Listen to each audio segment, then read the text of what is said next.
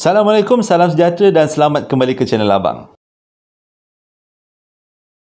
Hari ini Abang nak cerita tentang satu kes pemerdagangan bayi yang berlaku dekat Sri Lanka pada tahun 1980-an. Kes ni kira kes besar dekat Sri Lanka dan sangat-sangat berat kes ni. Untuk pengetahuan kita semua, sebab kita semua ada anak-anak kecil kan, ada cucu-cucu, ada anak-anak, anak-anak saudara.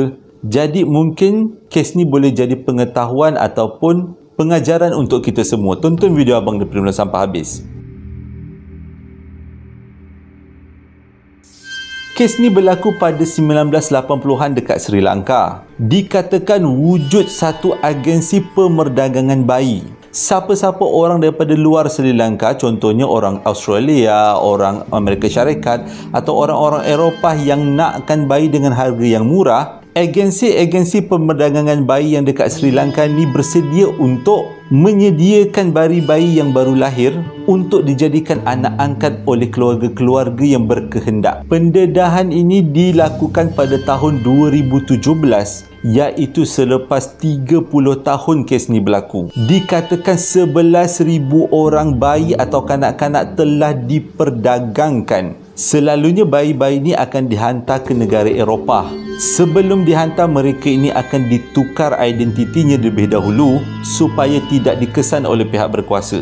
Dikatakan dekat Sri Lanka ni juga ada ladang bayi, di mana ibu-ibu yang sedang mengandung akan dikumpulkan dalam satu kawasan dan selepas mereka melahirkan bayi, mereka boleh menjual bayi mereka kepada agensi-agensi tertentu dengan harga yang sangat tinggi. Dan kebanyakan ibu-ibu ni semua akan menjual bayi mereka sebab mereka hidup dalam keadaan yang sangat-sangat daif, tak cukup makan. Sebab itu dijual bayi-bayi itu. Pada tahun 2017, ada seorang bayi yang telah membesar, yang bayi ni telah dijual lah kan. Dia nak cari mak dia sebenar dekat Sri Lanka. Namanya adalah Rowan Van Valen, di mana dia waktu baby telah dijual kepada satu keluarga angkat di Britain. Dan pada 2017 umurnya 27 tahun. Dia adalah antara orang yang bekerjasama dengan kerajaan Britain dan juga kerajaan Sri Lanka membongkar perkara ini. Tentang sedikit ni lah. Dan melalui apa yang telah mereka kaji, rupanya begitu ramai anak-anak kecil Sri Lanka telah dijual pada tahun 1980-an. Tapi malangnya, si Rowan ni tak jumpa mak dan ayah sebenar dia. Sebabnya sebelum dia diambil oleh keluarga di Britain, segala dokumen-dokumen mengenai kelahirannya telah dihapuskan oleh sedikit pemerdagangan bayi ini. Dan sewaktu masuk ke Britain, dia telah diberi dokumen pengenalan yang baru. Kalau dah semua dokumen hancur, dokumen asal hancur, macam mana dia nak kesan mak ayah dia? Memang susah lah. Ada juga beberapa idea daripada kelompok persatuan ni dicadangkan bahawa semua anak-anak yang telah diambil ataupun dibeli oleh keluarga angkat perlulah mendermakan darah mereka untuk dijadikan tabung DNA. Dan persatuan ni juga akan bawa tabung DNA ni ke Sri Lanka dan menyeru rakyat-rakyat Sri Lanka untuk mendermakan darah mereka untuk mencari yang mana bayi mereka yang telah dijualkan. Macam matchmaking lah, DNA orang Sri Lanka dengan DNA anak-anak yang terjual. Tapi malangnya usaha ini terhenti macam tu je. Sebab memang kanak-kanak yang dijual dekat Sri Lanka ni dermakan darah dia orang dan simpan dalam bank DNA. Tapi bila dibawa ke Sri Lanka, tak ramai ibu bapa dekat Sri Lanka nak dermakan darah untuk dibuat matchmaking dengan darah-darah yang telah dikumpulkan dalam bank DNA tu.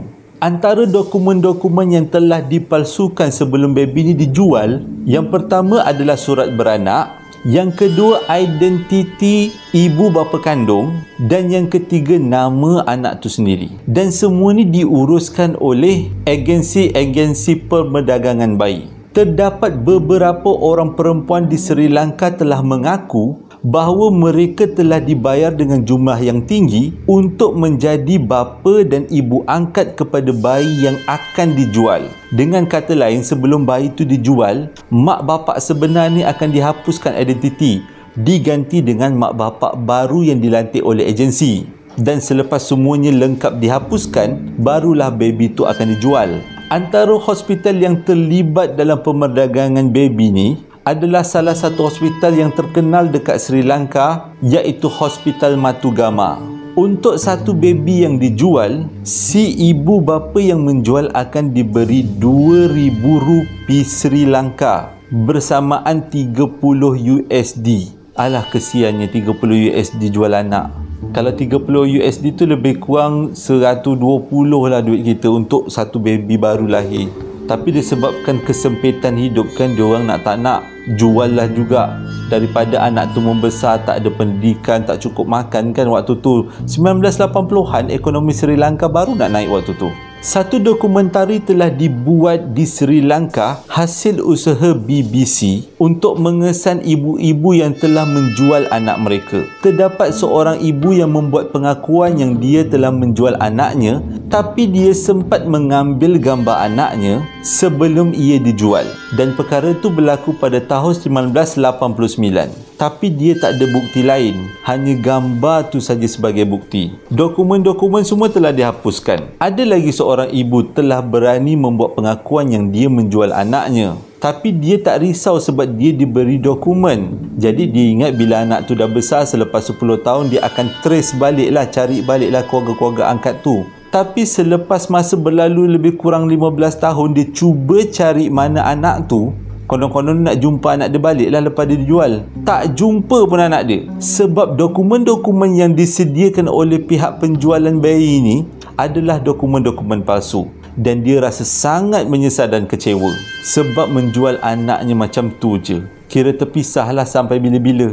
Sewaktu pihak persatuan ni cuba kumpulkan DNA ibu-ibu yang telah menjual bayi mereka, ada satu benda yang pelik. Yang datang waktu pengumpulan DNA, iaitu pengumpulan darah-darah DNA ni semua, hanyalah golongan ibu-ibu.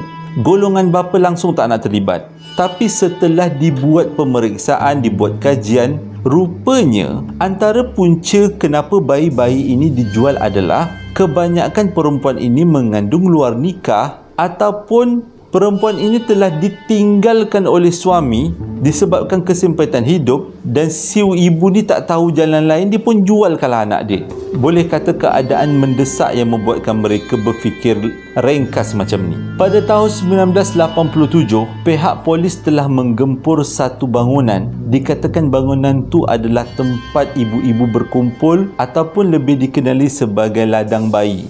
Dan sewaktu polis gempur, ada 20 baby yang baru lahir yang tunggu masa untuk dijual. Terdapat beberapa wanita yang sedang sarat mengandung dan tunggu untuk melahirkan juga dijumpai dalam bangunan tu.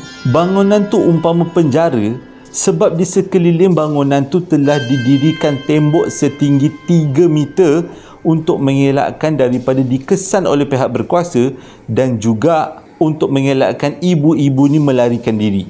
Pihak BBC ada menemu ramah seorang Menteri Kesihatan daripada Sri Lanka yang bernama Regita Senaratne, tapi si menteri menafikan pihak kerajaan Sri Lanka terlibat dalam pemerdagangan bayi ini.